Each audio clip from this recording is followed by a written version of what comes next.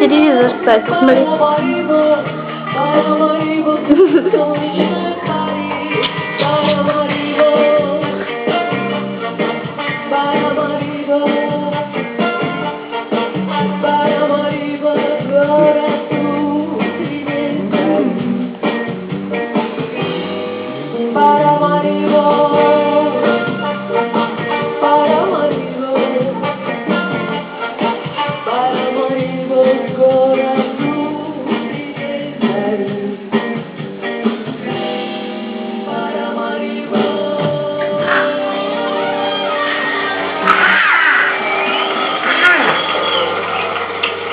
Дорогие друзья, группа «Квартал», что сказать, закончить хочется словами